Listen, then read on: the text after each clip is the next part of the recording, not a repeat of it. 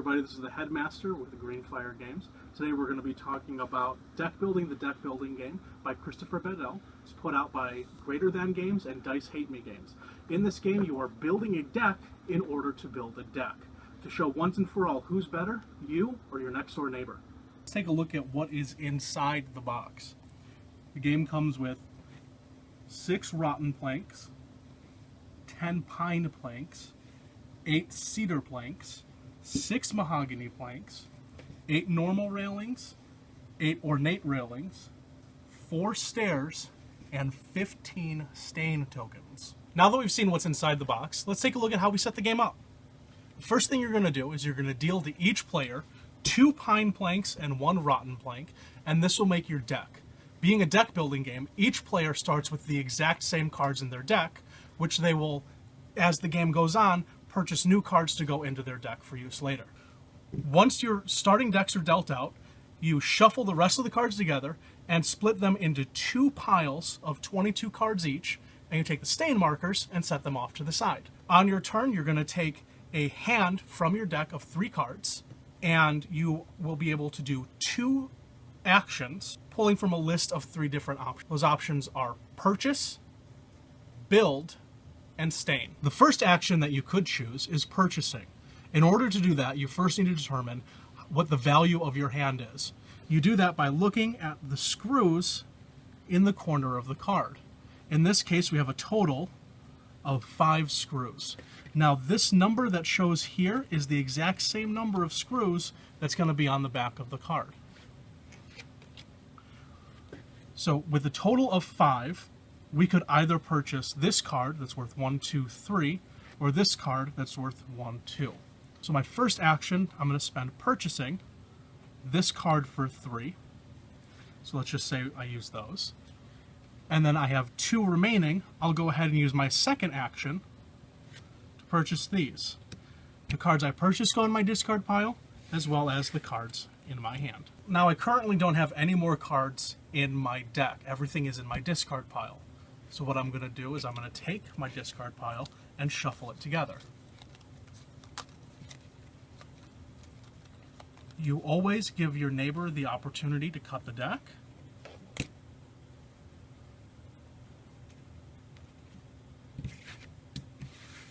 And then you draw the top 3 cards to be your hand for the next round.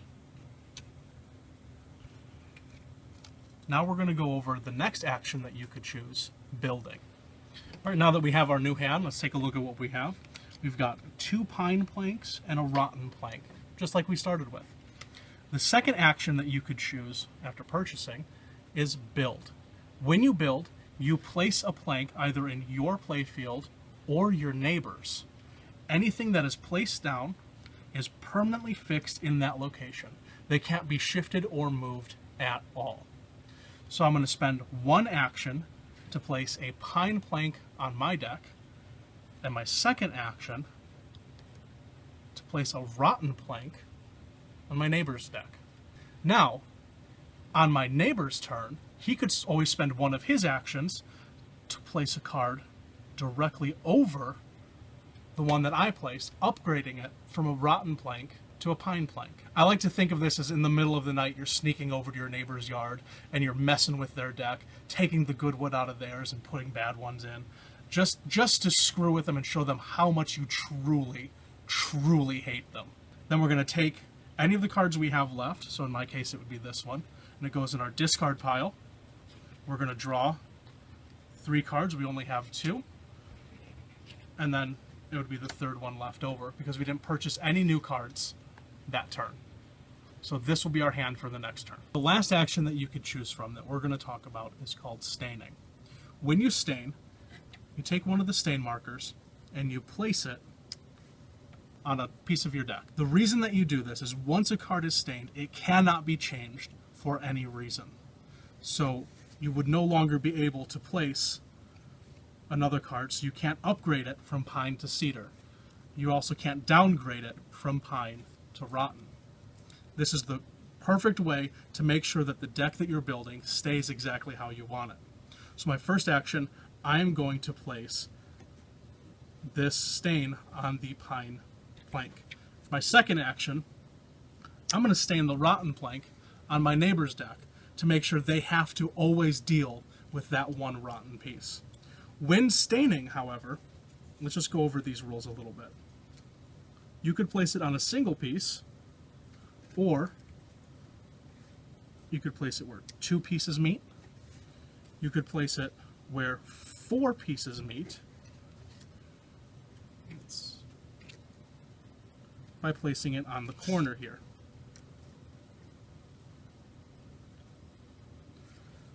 The only thing that you couldn't do in this case would be staining 3 pieces. Think of that like you're staining these parts and then just pouring a bunch of wood stain right in your yard.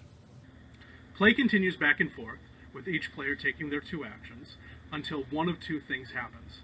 Either one player completely runs out of cards from their deck, or one of the 2 purchase piles is depleted.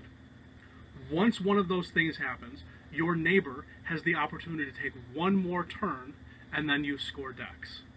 A deck can only be scored if it has at least 2 railings. So here's a quick example of how to score your deck in deck building, the deck building. What you're going to do is you're going to look at the value of each card by the number of screws that it's worth. Then you look at how many of that type are in a row. So we have, for the pine planks, each one is worth 2, and there are 1, 2, 3 cards. So 2, 4, 6 multiplied by the number of cards is 18. So for the pine planks, it's worth a total of 18 points. For the cedar, it's 3 plus 3 is 6, times 2 is 12 points. We only have a single mahogany, so that's worth 4 points. Stairs are interesting because they can be used as a wild card for railings, but you have to choose if it's going to be a plain railing or an ornate railing. In this case, we are going to make it a plain railing because as it goes around the corner, you'll get a higher multiplier because it'll be 4 plain railings instead of 3 ornate railings. So we have 2, 4, 6, 8 times 4 is 32 points for the plain railings, and then 12 points, 3 plus 3 is 6 times 2 for the ornate railings. Altogether, this deck is worth 78 points total. I hope you enjoyed learning how to play deck building, the deck building game.